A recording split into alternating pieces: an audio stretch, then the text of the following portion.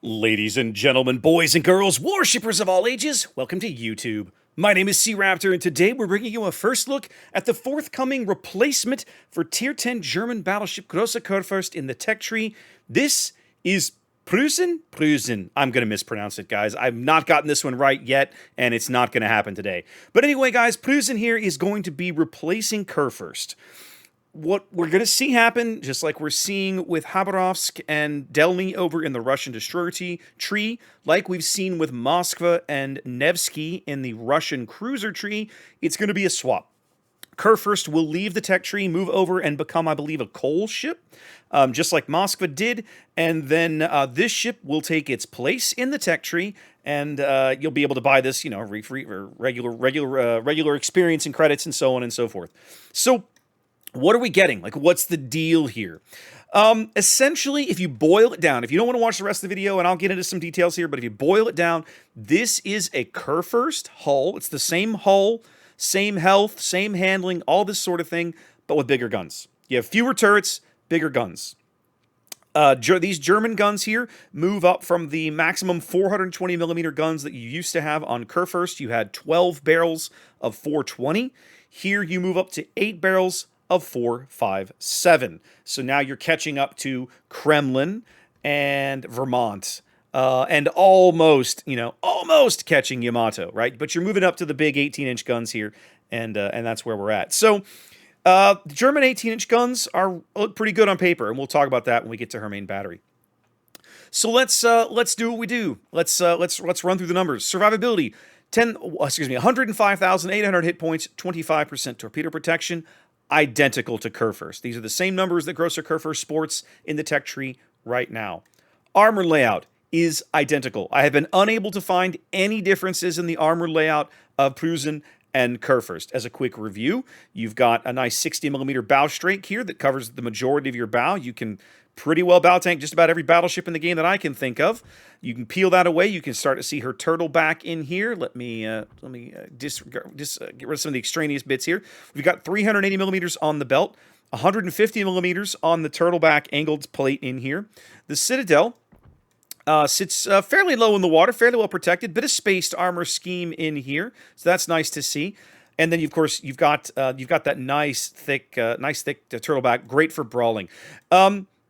Kurfürst and Preussen should be notoriously difficult to Citadel at close ranges. At longer ranges, you plunge fire through their decks. That's the typical German armor scheme. Yes, you can land Citadels on these ships, but it's always been a challenge. It will continue to be a challenge.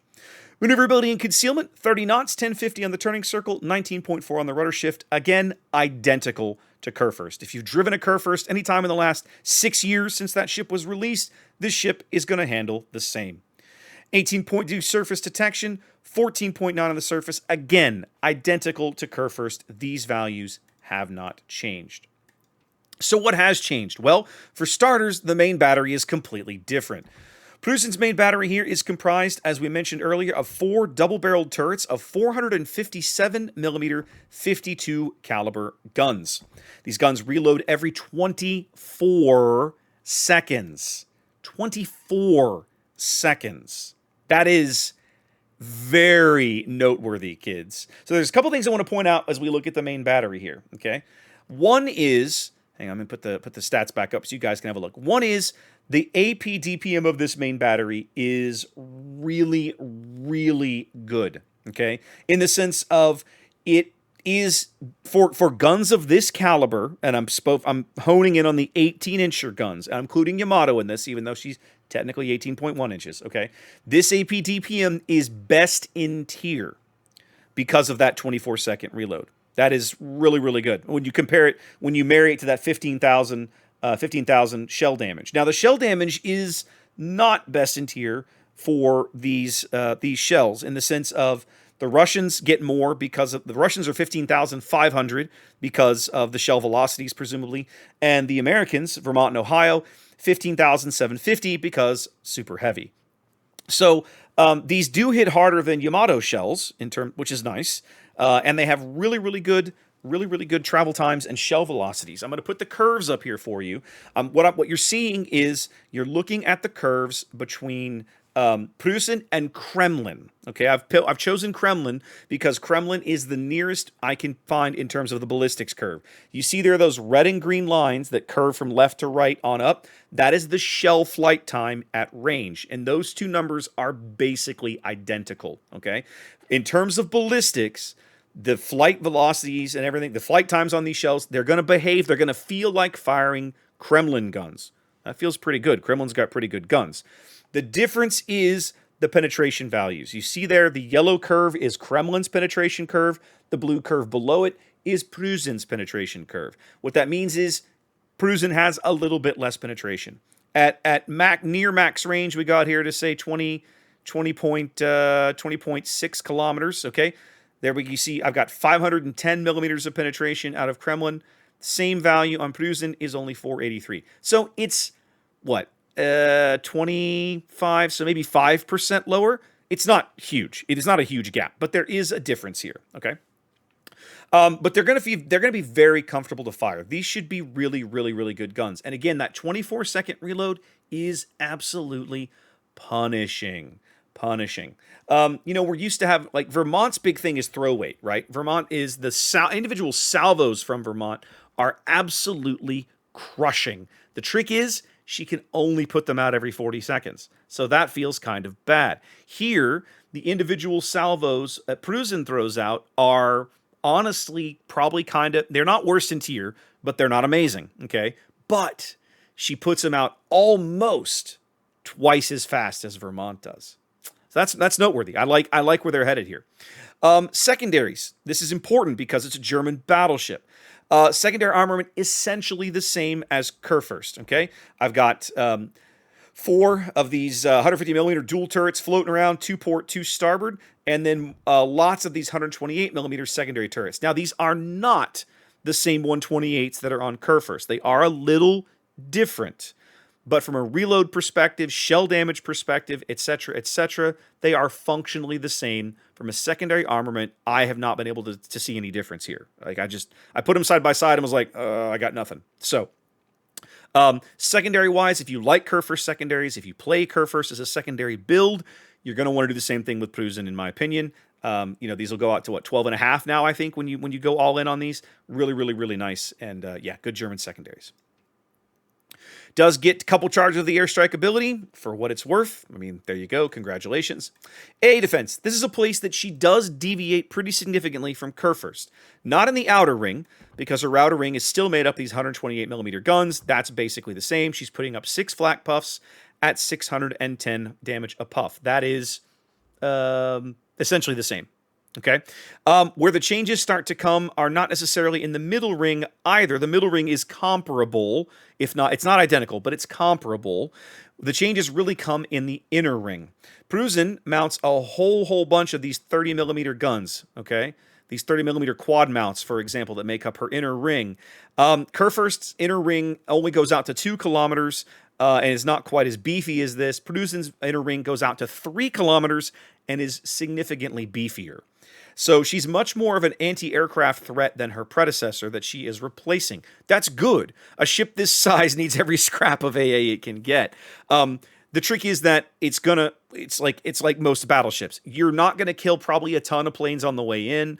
A carrier's gonna take damage. He's gonna lose planes. That's the tax he's gonna pay for making the strike. Will he get the strike off? Almost certainly. What you're trying to do is cost him more planes. Now, one thing we don't talk about a lot with German battleships, and I'm gonna tab over to the upgrade screen real quick to look at this though. I like equipping this auxiliary armaments one on German battleships because it buffs my secondary reload, but it also buffs my anti-aircraft ability. When you do that, some of these AA values start to get pretty nice. So keep that in mind when you start to outfit this ship. If you want to go all in on the secondaries, and you might not, because that main battery 24-second reload is stupidly good. I mean, let's look at this real quick. If I come in here and I put in the reload mod, what does that get me down to? 21 seconds. 21 seconds on a reload on 18-inch guns. Yikes. That is just so nasty. So, again, there's going to be some tough choices, I think, to make when you outfit this ship. But yeah, lots of things to like here about Preussen. I really like kind of where they're headed. While we're here, quick look at consumables. Of course, we get damage control party. We're a ship in World of Warships, as you would expect. Standard battleship heal, 4 charges. You get your choice, aircraft facilities, so you get your choice of spotter and fighter. Spotter might not be a bad call, honestly, given that you've only got 20.5 kilometers of range to play with. And then, of course, you get that stellar 6-kilometer German hydro to help fend off all those nasty torpedoes and give you the ability to steer around those whenever possible. As a cruiser player, I don't like seeing more 18-inch guns come into the game. I will never like this. You'll never get me to smile about it. But the German battleship player in me is kind of hopping up and down going, yes, yes, yes, yes, yes, because for so long, the high-tier German battleships past Bismarck have felt very underwhelming to me.